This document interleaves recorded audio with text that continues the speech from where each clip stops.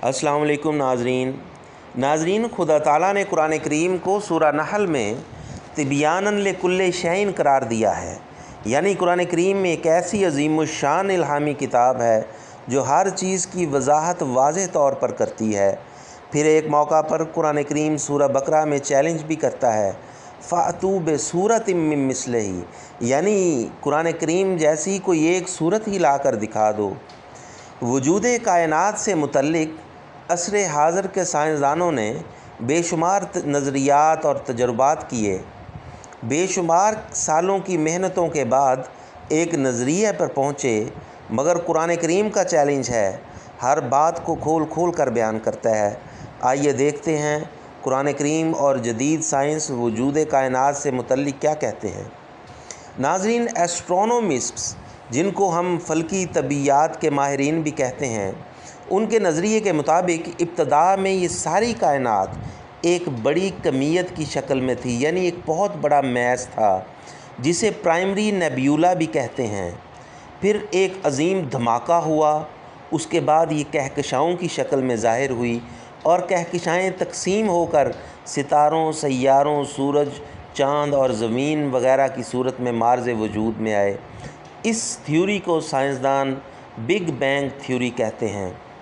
मगर कुरान करीम जो आज से 1400 साल पहले नबी उम्मी हज़रत अक़दस मोहम्मद मुस्तफ़ा सल्लल्लाहु अलैहि वसल्लम पर नाजिल हुई, उसने उसी वक्त बता दिया था, अवलम यरल्लज़ीन कफ़रू अन्नस समावाति वल अर्ज़ा कानता रतकन फ़फ़तकनाहुमा। और क्या काफिर लोगों ने नहीं देखा कि जुमला आसमानी कायनात और ज़मीन सब एक इकाई की शक्ल में जुड़े हुए थे, बस हमने उनको फाड़ कर जुदा कर दिया। बस गौर करें, बिग बैंग थ्योरी और कुरान करीम की इस आयत में कितनी मुमासलत है, बल्कि हू बहू वही है। और ये भी गौर करें कि बेशुमार सालों के तजर्बात, नज़रियात और मुशाहिदात के बाद जो साइंसदानों ने बिग बैंग थ्योरी बनाई, उसको खुदा ताला ने एक ही आयत में आज से 1400 साल पहले बयान फरमा दिया था। नाज़रीन, फिर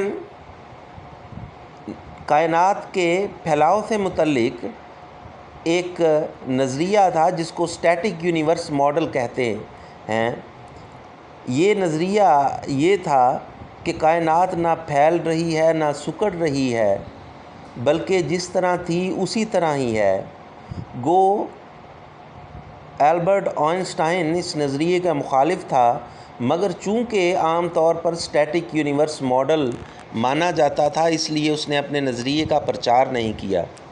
1929 में एडविन हबल नामी एक साइंसदान था, वो बड़ी दूरबीन से सितारों का मुशाहिदा कर रहा था। उसने देखा कि सितारों से निकलने वाली रोशनी स्पेक्ट्रम के सुर्ख सिरे में मुंतकिल हो रही है। नाज़रीन, हम वजाहत के तौर पर आपको बताएं कि अगर किसी रोशनी का तीफ़ यानी स्पेक्ट्रम नुक्ता मुशाहिदा या पॉइंट ऑफ ऑब्ज़र्वेशन, या इसको आप कह सकते हैं कि जहाँ से उसको देखा जा रहा है, उसकी जानिब अगर वो रोशनी का स्पेक्ट्रम या वो रोशनी उसकी जानिब सफ़र कर रही हो तो वो बनफशी रंग में तब्दील हो जाएगी। और अगर ये तीफ़ यानी स्पेक्ट्रम नुक्ता मुशाहिदा यानी जहाँ से उसको देखा जा रहा हो उससे दूर हो जाए तो वो सुर्ख हो जाएगी। अब रोशनी के तीफ़ यानी स्पेक्ट्रम का सुर्ख होना ये साबित करता है कि वो सितारा ज़मीन से दूर हो रहा है, और अगर दूर हो रहा है तो मतलब कायनात फैल रही है। इसको हम एक मिसाल से समझाते हैं कि अगर गुब्बारे में हवा भरी जाए तो गुब्बारे की सतह के नुक्ते यानी पॉइंट्स एक दूसरे से दूर होते चले जाते हैं। बिल्कुल इसी तरह फैलती हुई कायनात में खला में मौजूद अजसाम, सितारे, सैयारे एक दूसरे से दूर हो रहे हैं।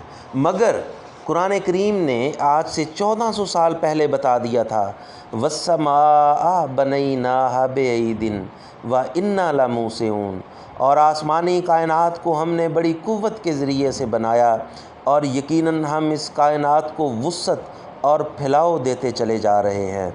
क्या शान है मेरे खुदा की, اور اس کے عظیم المرتبت نبی حضرت اقدس محمد مصطفیٰ صلی اللہ علیہ وسلم کی، جن پر یہ تبیاناً لکل شیء کی مصداق عظیم الشان الہامی کتاب نازل ہوئی۔